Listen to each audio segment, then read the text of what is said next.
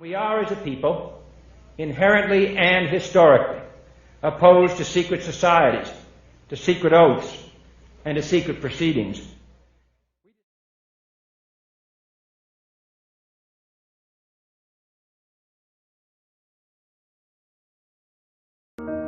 Now, the main enemy is Freemasonry.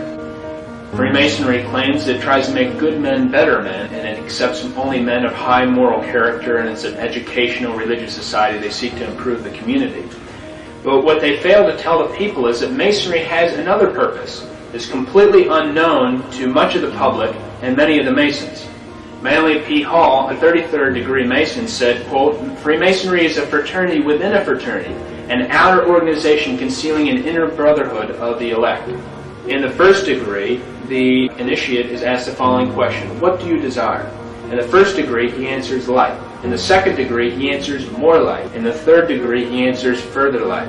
But he's led phase by phase through a series of blood oaths. Now, Albert Pike, who's probably the most famous Freemason of all time, he was a Mason who simultaneously occupied three different positions. He was the head of Washington, D.C. Masonry, he was the head of American Masonry, and he was the head of World Masonry. Albert Pike wrote the book Morals and Dogma. It was published in 1871. It's been called the most important book of Freemasonry. It's been called the Bible of Freemasonry. Albert Pike says in Morals and Dogma, quote, "The Mason is familiar with the doctrine that the Supreme Being is a center of light." And what is this light that the Masons are talking about? Page 321 of Morals and Dogma by Albert Pike. Quote, "Lucifer, the light bearer, Lucifer, the son of the morning, is it he who bears the light?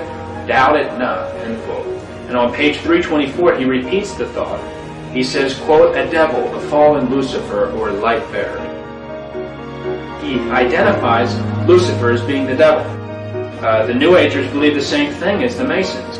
Manly P. Hall wrote the book The Lost Keys of Freemasonry. He says this, quote, "When the Mason learns the key is the proper application of the dynamo of living power, he has learned the mystery of his craft. The seething energies of Lucifer are in his hands." End quote. So the Masonic writers are telling the public they conceal the worship of Lucifer from the rest of the Masonic Lodge. In the 28th degree, the symbol, this is for the degree Knight of the Serpent, it has a snake biting its tail. And what looks to be a friendly person, but you look in the reflection here, as you can see, if you turn around, it's a demon. And that's important because Albert Pike says, quote, "That which is above is as that which is below," end quote. The House of the Temple in Washington, D.C., which is where Freemasons receive their 33rd degree, you have to be chosen to be a 33rd degree Mason.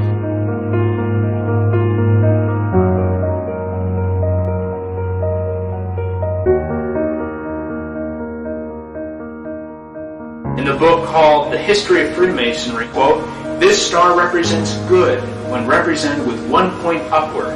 And the page reads on, quote, "But when turned with 1 point down, it represents evil." End quote. The pentagram is one of the biggest symbols in Satanism.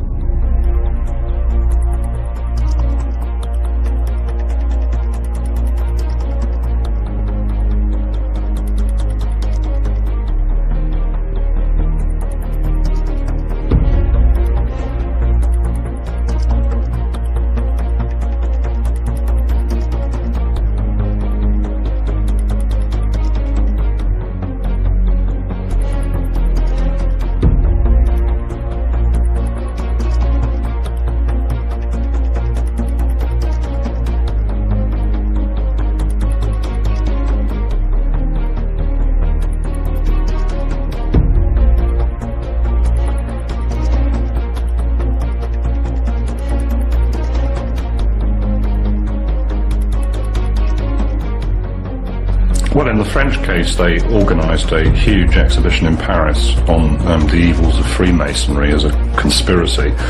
Likewise, in Britain, they would have barged into big Masonic lodges and confiscated all the paraphernalia. They might well have made a big exhibition of all this stuff in the Guildhall with all sorts of photographs and information and line charts showing this great Masonic network allegedly running Britain and pointing out how many cabinet ministers or whatever were Masons. And they would have tried to sell that to the population, saying, look here, you idiots, you've been governed for years by 200 sort of leading Freemasons or something. The Sonderfundungus List, GB, or Black Book, named 2,820 individual enemies of the Reich, who were to be hunted down and eliminated once Britain had been occupied. All the members of the British government and the civil service were on the list, but the remainder were the cream of Britain's intellectual and literary elite. With these detailed lists, British Freemasonry would have been eradicated, just as it was in the Channel Islands. It was on the morning of the 27th of January 1941 that squads of special troops, professional wreckers, arrived here at the Masonic Temple in St. Helier and set about the systematic looting and pillaging of this beautiful building. They stripped out all the main furnishings, and they also stripped out and ransacked the splendid library and museum. And as photographs which are taken at the Liberation show, the damage inflicted was horrendous. It was state vandalism.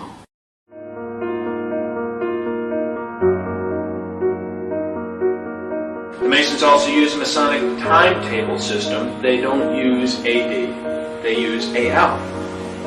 AL is their standard of the calendar system.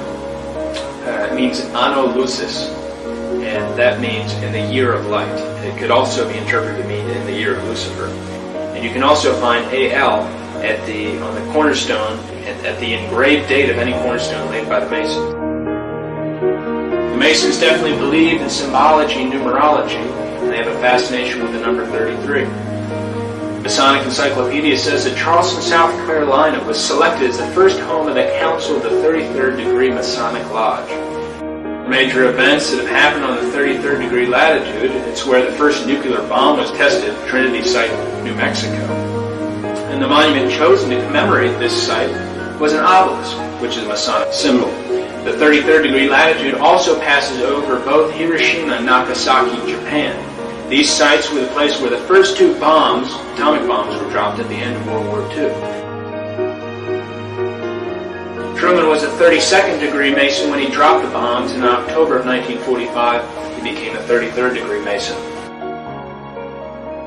But the most astonishing incident that has occurred on the 33rd degree latitude of the map is it passes over the city of Dallas, Texas, where on November the 22nd, 1963, JFK was assassinated. The president passed an obelisk that is located right in front of the school book depository on the street where the president was shot.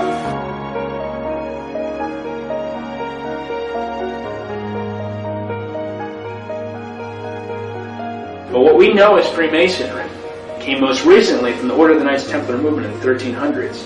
Actually came before that, in the year 43 AD, from a group called the Mysterious Force. That's actually where Freemasonry came from. And this following information is from a book called The Origin of Masonry.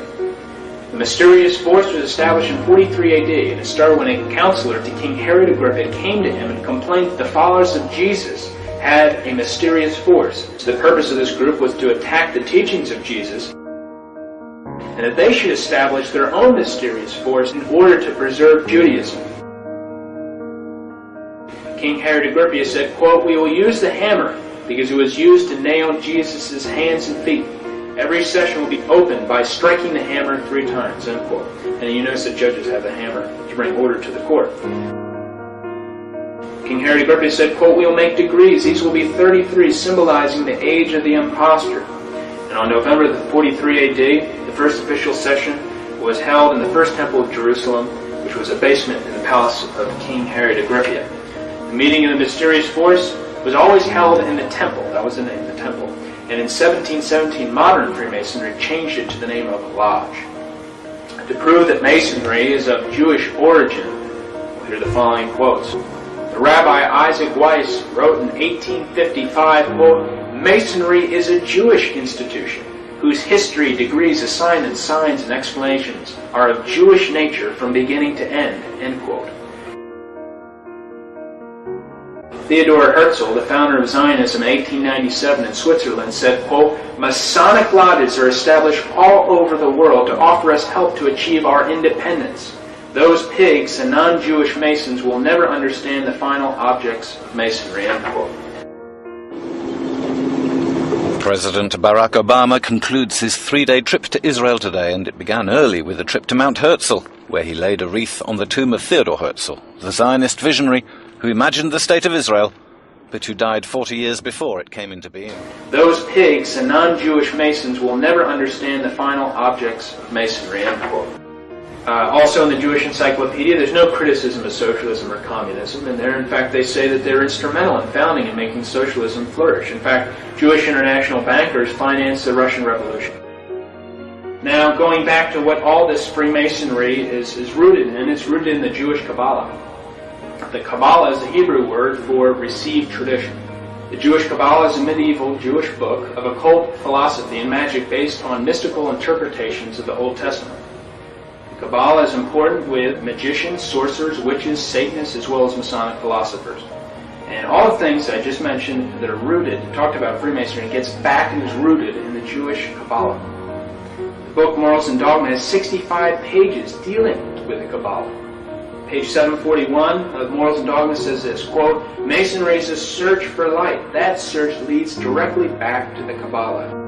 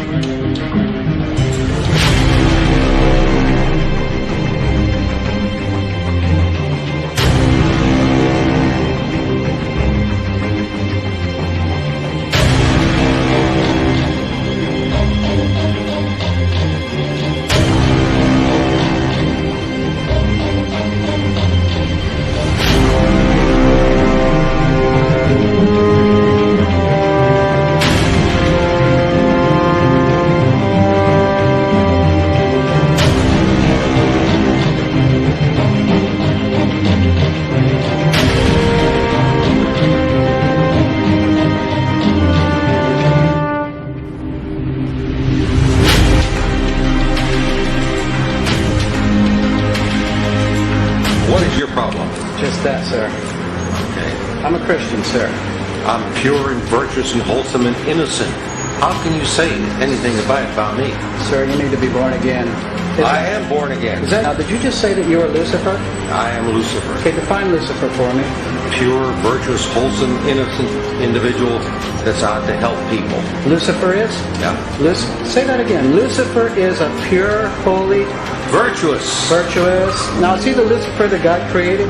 That's the same one. Oh, man, this is great. Oh, God bless you, Amen. brother. Because that's exactly what the Shriners and Masons teach us. This is what a Mason confesses, is that Lucifer is light.